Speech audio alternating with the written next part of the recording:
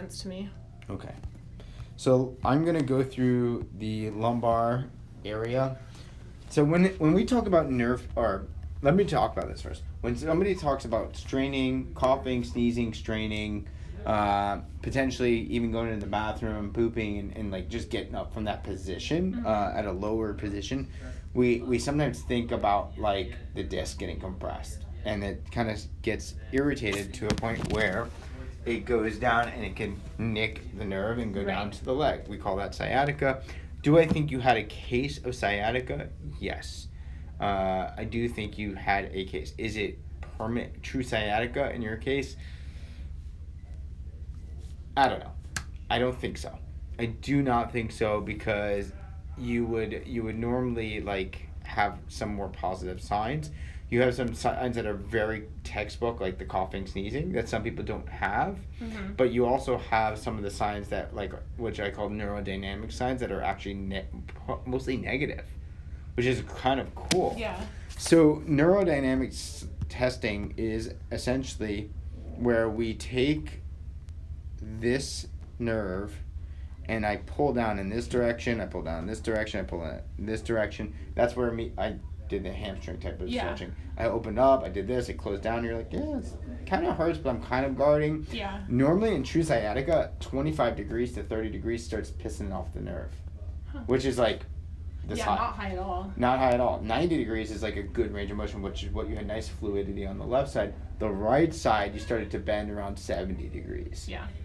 So I do see the compensation. I do see what you're talking about when it says, hey, we're not really like, we're still guarding. Mm-hmm. But I don't really like that you're having that issue, obviously. Yeah, same. But I do like the fact that it didn't really piss off significantly. Okay. So that tells me that the disc is definitely calming down, at whatever point you want to call it. Like, right. I love that. I really do. The thing is, you're having SI joint issues for 100% certainty.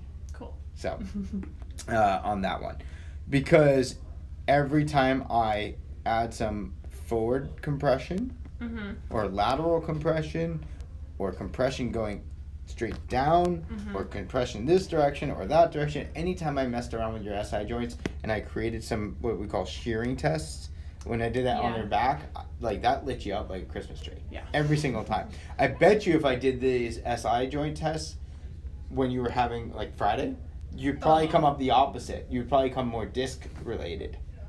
Oh, interesting. So what came first? Right. I don't know what came first.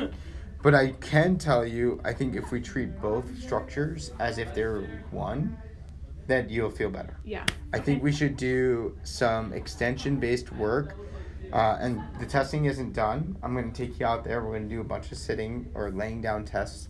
Bunch meaning we're going to do 20 press-ups. Cool. We're going to see if you can tolerate it. If that makes the pain go away, great. There's only 3 things that can happen. You can get same, you can get better, or you can get worse. Yeah. That's only things that can happen, unless I'm missing something in the dark matter of the universe. That's the only thing I can think of. If you get worse, we can suspect that the SI joint is pissed off.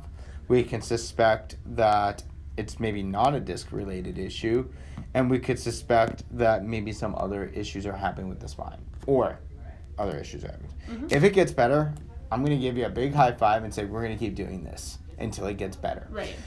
If it doesn't make any changes, we have a decision to make. Do we move on to a next exercise, which I probably may or may not, or do we say give this more time, because I'm a lot more decisive, and like we got to pick.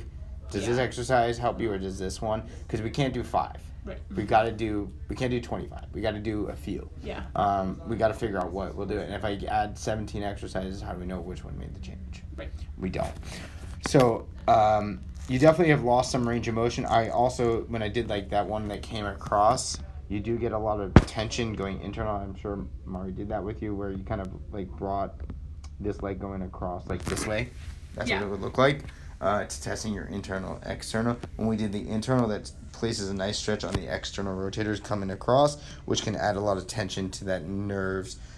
So you didn't like that, but also that creates a lot of rotation around the SI joint. So Again, I try to pose the answers in a way that like yes, it could be this. I think it's more transient disc compression at the beginning, and now I think it's turning more SI. Gotcha. Okay. So I like that this stuff is going away from your knee, your heel too. Yeah. So I like that, which is a great, I guess you could say, representation, because what's happening is that you had peripheralization going down, and now you have centralization of pain going back. Right. As it centralizes, more people will say, I have increased pain more locally. Right. If that's what, like most, like probably Friday, everything was unbearable. Life sucked. Saturday, it was moderately sucky. Sunday, it's kind of sucky. Today, it's still kind of sucky, but it's like more, Central. it's central sucky. Yeah. So I like. That makes sense. I like that the pain is centralizing. Just people don't like that. So I'm wondering, in my head, and I like to speak out clearly, is the centralization of that pain now referring back to the SI joint, or is it truly SI pain? That's why I said I think you have SI pain, because most disc pain patients don't turn up positive for all these SI joint pain. Right. But you turned up SI joint pain for every Everything. single thing was positive for you. Every test, not everything was positive for disc. Right. That's good. That's good. So, I if you still ask me though, I think you did this to the disc. Yeah. I think you slammed it a little bit, irritated the nerve, and now the SI joint is pissed. But you can't pinpoint